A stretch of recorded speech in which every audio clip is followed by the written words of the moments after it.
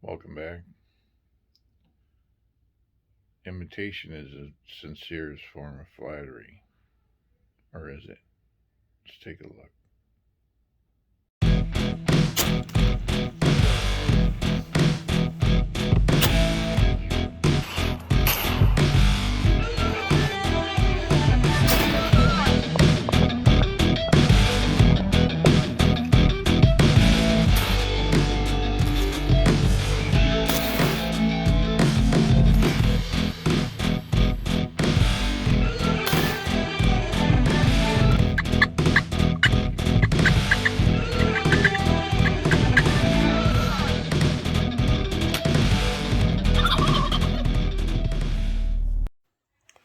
I guess it depends on how close you try to imitate. My one of the owners at work, company owner, bought a Stevens. This is a Stevens. It's on the barrel here. Stevens 320. I don't know if we're going to get that to focus.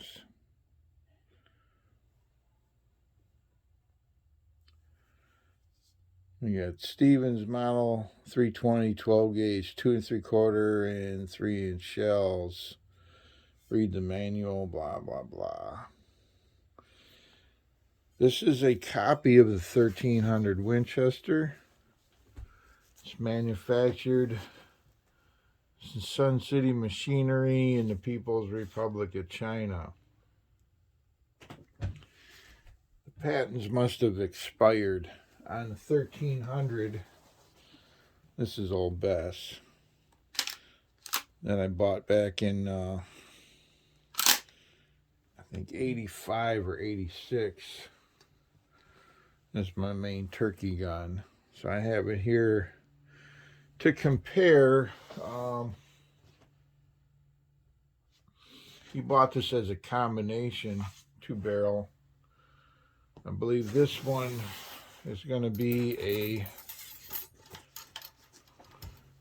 and when you measure, you do it this way. You measure to the abutment. That's how the ATF's going to do it. And this,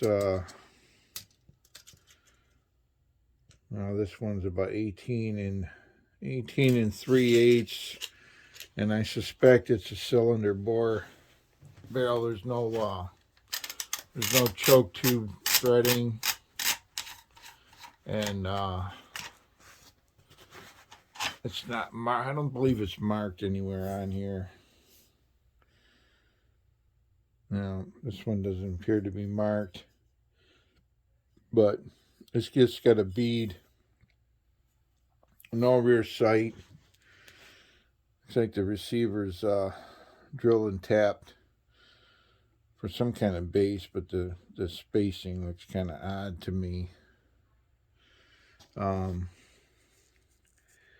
It has, when I bought my gun, the ejector was held in at the front, was held in the barrel extension in a slot here, but subsequent guns had a screw. I don't know if we can see that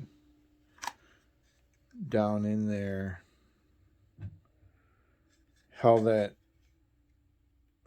Now this one looks like it's staked or maybe riveted in place, but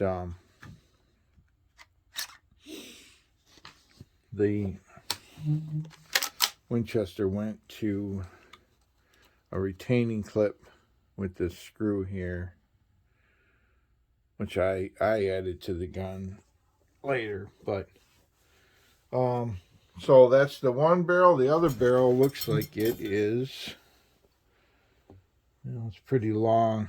It's get it on here. I believe his probably in the fit on on this barrel is not great. It's a little bit stubborn to seat against the receiver here, but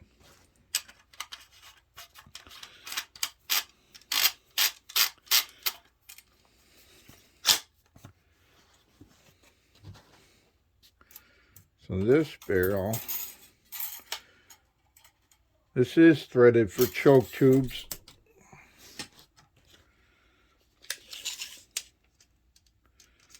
And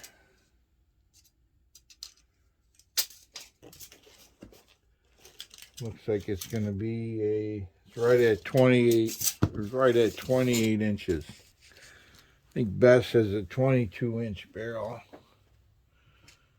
which is a whole lot handier for hunting, but we get into this, get this out of the way.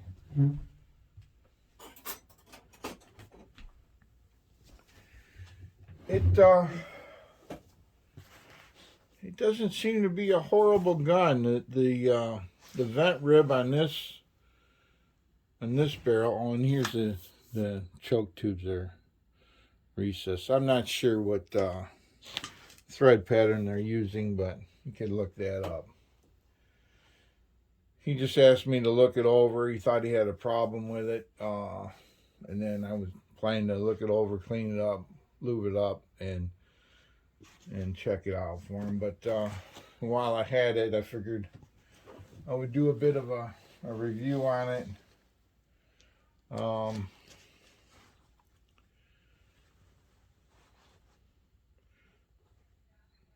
Externally, it follows the original 1300 pattern fairly close. There's a change in the receiver. I think Winchester did this to keep the stock from splitting at the edges, but that's my guess. With synthetic stock, that's not such a problem.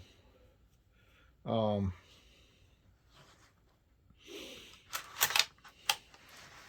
slight change in the trigger guard.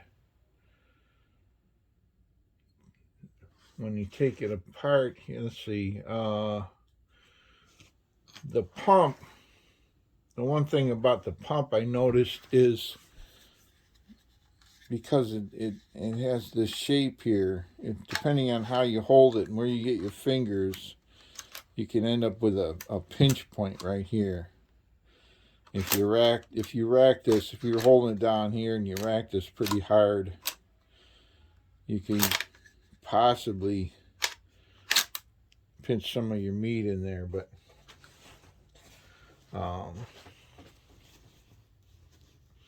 it may be a little bit lighter than the original 1300.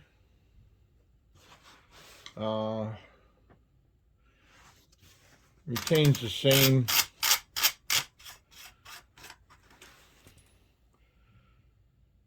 bolt head, same lockup, locks into the barrel extension. And so this barrel is a little bit sticky, but they have captured the magazine spring cap, and that actually provides that that ratchet on the cap. It has, should talk about that. It's got swivel in the mag cap, and it's got provision for a sling attachment in the rear. The other difference, I'll show this here.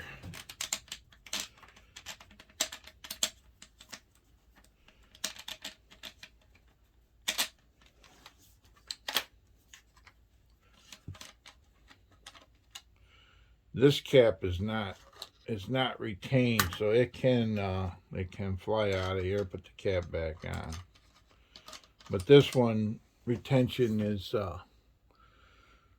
notches here, and there's a ball detent up here.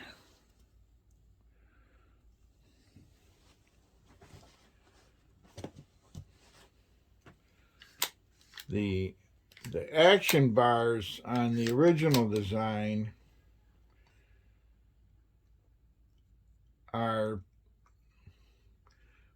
they're welded to this tube,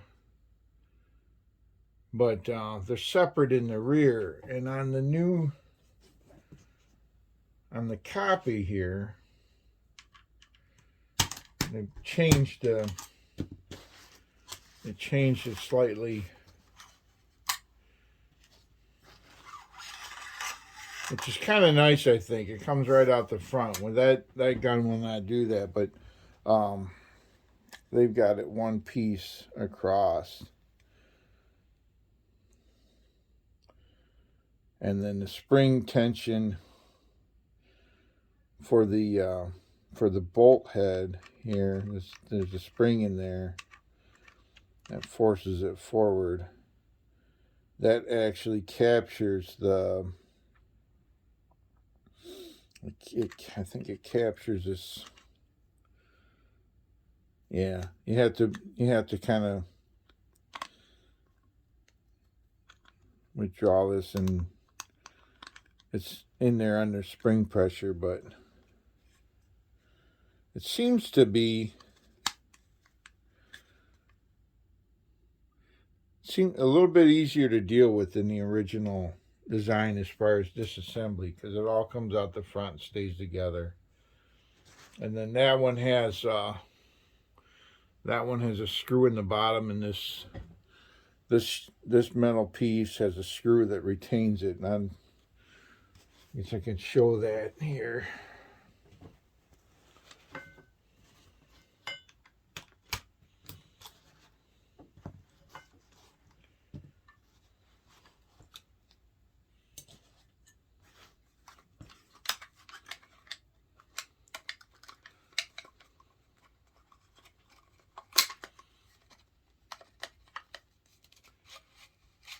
Some paint on there that.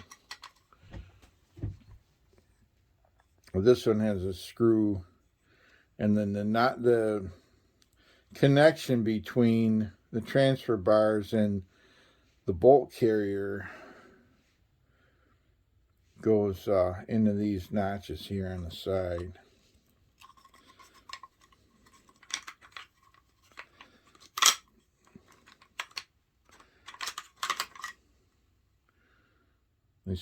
They sit down. It works either way. There's thousands of rounds through this gun. I used to shoot trap and skeet and clays with it on top of hunting. So,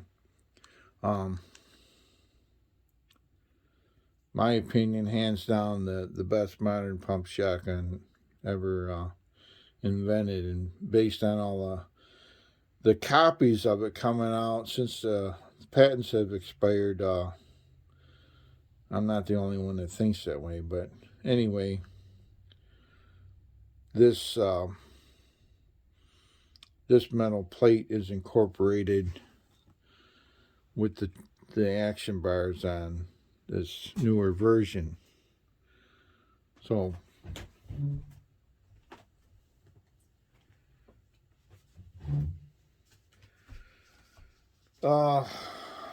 what else can we say about it here? Take a look at it. Internally,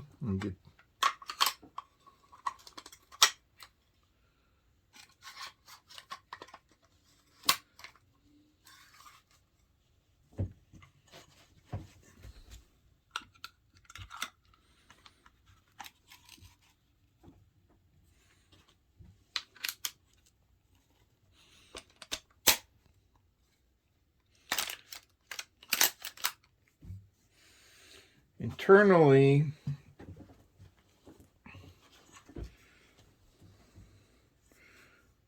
Chinese left some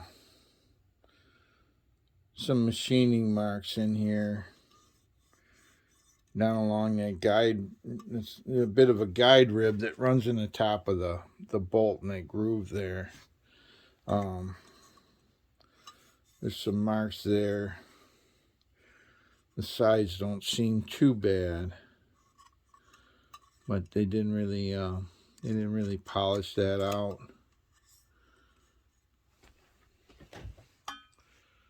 the trigger group seems similar, except that it seems like it has more metal injection molded parts. But not taking that back out, it looks pretty much the same for the most part. The I won't be able to see it. Get this white here.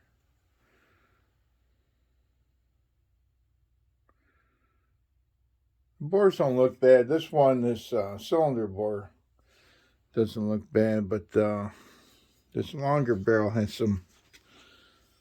I can't fit it in there here, but it's a bit wavy.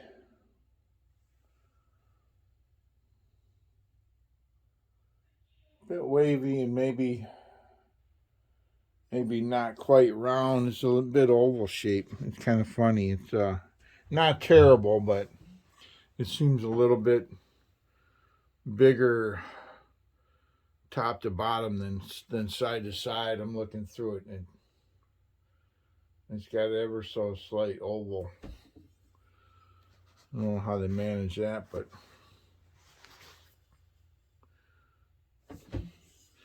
this barrel extension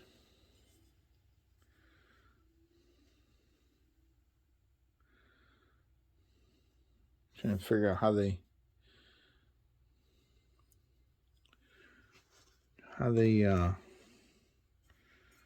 attach that.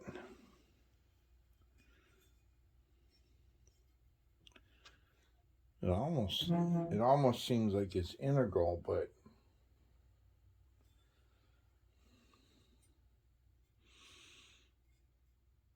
I'm not sure. I think on the original it was probably silver soldered on there.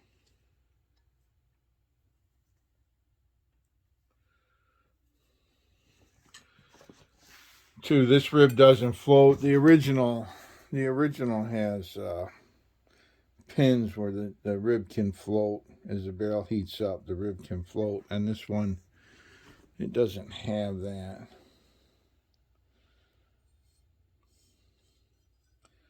Not exactly how they attached it, but all in all, I'm not sure what he paid for it with two barrels.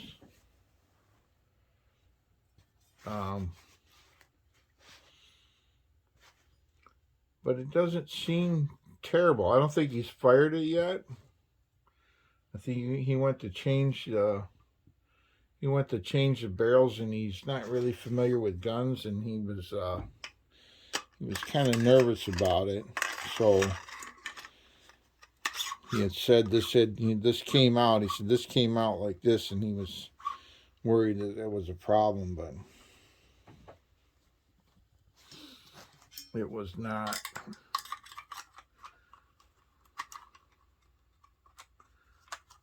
One thing is a little bit funny was how you gotta spread these.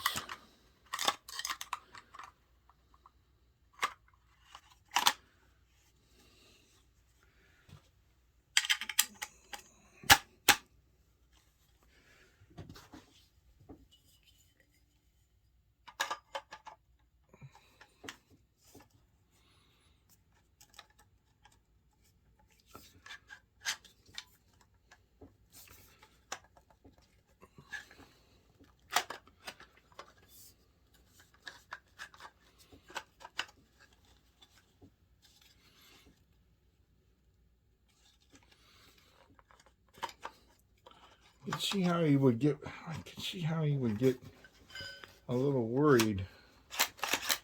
It's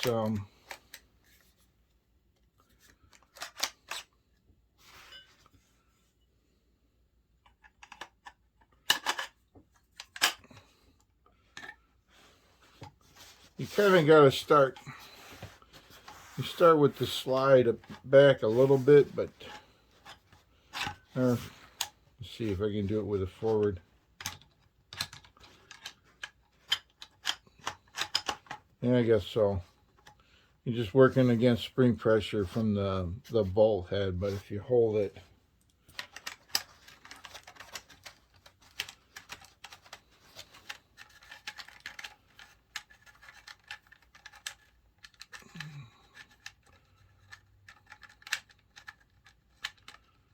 I could have done better with the fit of this.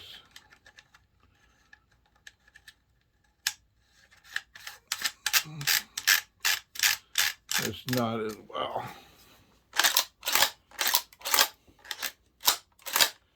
It's new. It's gritty. Get this one together.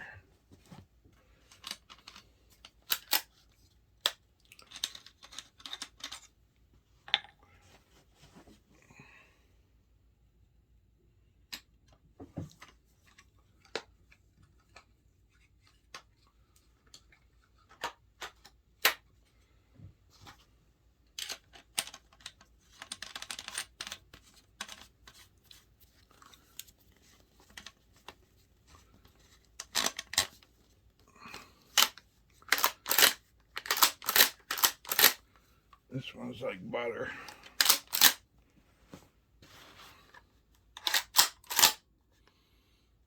But as far as I can tell, everything works as advertised. As far as safety's on, safety's off. As soon as the trigger's pulled, it unlocks. So that's what makes the 1300 faster than the other designs out there, like the Remington is.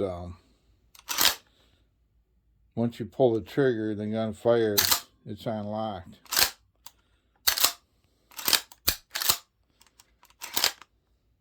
If I'm pulling back on this slide,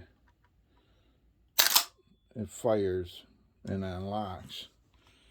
So so it locks up with that, and then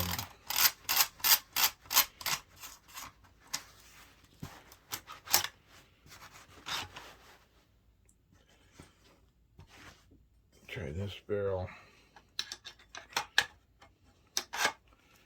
You see, there's a little interference on this one right as it goes into the receiver, but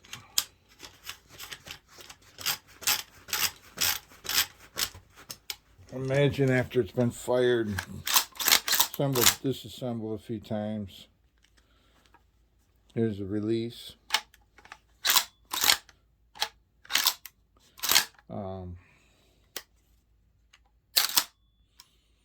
Same thing. All in all, unless you know, there's some prone to parts that are prone to failure in the trigger group. It's not a terrible copy. I should say it's not a terrible copy of this gun, which I think is excellent. It's light, it's fast. I've had it for what, 15, 30, 37 years. I've used it every year for 37 years, and after I updated the ejector, it has never given me any problems. So that's it. I'm going to take it back to them and show them how to assemble, disassemble, and how to operate it. And I think he's got a halfway decent gun for the money. Anyway, thanks for stopping by.